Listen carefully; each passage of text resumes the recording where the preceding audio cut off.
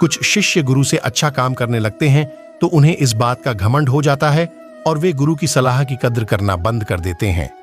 आइए एक छोटी सी कहानी आप सभी को सुनाते हैं, लेकिन उससे पहले एक विनती है कि वीडियो को लाइक करें और चैनल पर पहली बार आए हैं तो सब्सक्राइब जरूर करें।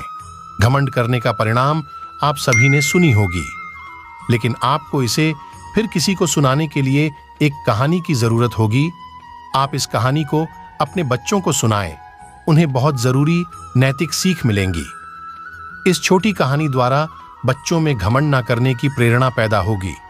4 दोस्त थे, उन्होंने जादू विद्या सीख रखी थी, लेकिन वह चारों बहुत ही घमंडी थे।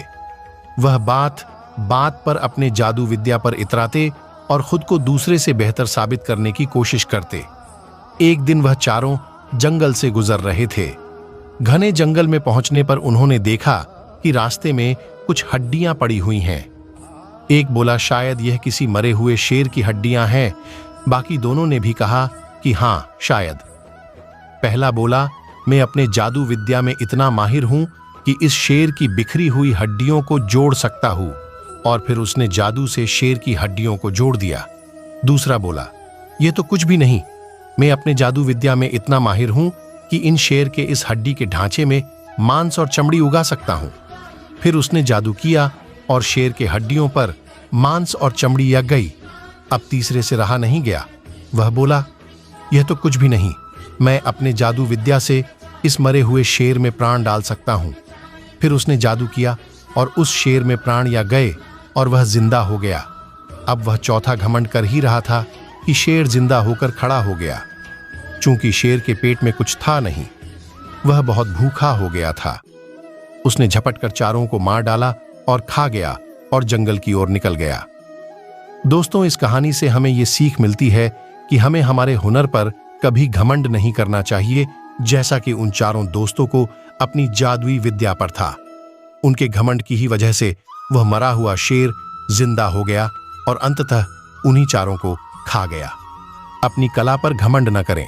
गुरु की सलाह का सम्मान करेंगे तो बड़ा लक्ष्य भी हो सकता है हासिल। गुरु से अच्छे खिलौने बनाता था शिष्य, इस कारण शिष्य को हो गया था अहंकार। गुरु ने समझाया कि ऐसा करने से योग्यता नहीं निखरती है, जबकि ऐसा नहीं करना चाहिए। इस संबंध में एक लोक कथा प्रचलित है।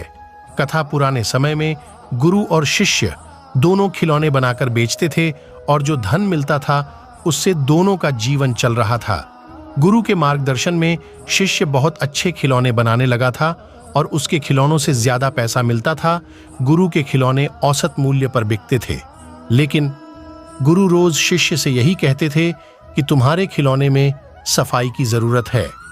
रोज रोज गुरु यही सलाह देते थे। कुछ ही दिनों बाद शिष्य को गुरु की यह सलाह बुरी लगने लगी। शिष्य सोचने लगा कि मेरे खिलौने तो गुरुजी के खिलौनों से अच्छी कीमत में बिकते हैं, शायद इस वजह से गुरुजी को जलन हो रही है, इसीलिए वे रोज मुझे ही सलाह दे रहे हैं। एक दिन गुरु की सलाह से तंग आकर शिष्य गुस्सा हो गया। शिष्य ने गुरु से कहा, गुरुजी, मैं तो आपसे अच्छे खिलौने बना रहा हूं, मेरे खिलौनों के ज्यादा पैसे मिल रहे हैं, फिर भी आप मुझे ही अच्छे खिलौने बनाने के लिए कहते हैं, जबकि मुझसे ज्यादा तो आपको अपने काम में सुधार करने की जरूरत है। गुरु समझ गए कि शिष्य में घमंड आ गया है। उन्होंने शिष्य से धीमी वाणी में कहा, बेटा, जब मैं तुम्हारी उम्र का था तब मेरे खिलौने भी मेरे गुरु के खिलौनों से ज्यादा पैसों में बिकते थे। एक दिन मैंने भी तुम्हारी ही तरह मेरे गुरु से भी यही बातें कही थीं। उस दिन के बाद गुरु ने मुझे सलाह देना बंद कर दिया और मेरी कला में और ज्यादा निखार नहीं आ सका। मैं नहीं चाहता कि तुम्हारे साथ भी वही हो जो मेरे साथ हुआ था। गुरु ने शिष्य पर गुस्सा नहीं किया और धीमी आवाज में जो बातें कही वह शिष्य को बहुत अच्छी तरह समझ आ गई। उसने गुरु से क्षमा मांगी और अपनी कला को निखारने में लग गया। अगर किसी काम में परफेक्ट होना चाहते हैं तो गुरु की सलाह का पालन हमेशा करें। अगर काम थोड़ा बहुत अच्छा करने लगे तो अपनी कला पर घमंड न करें, वरना कला का विकास नहीं हो पाएगा और व्यक्ति महान कलाकार नहीं बन पाएगा। आशा करते हैं आप सभी को हमारा यह वीडियो पसंद आया होगा। वीडियो को अंत तक देखने के लिए धन्यवाद।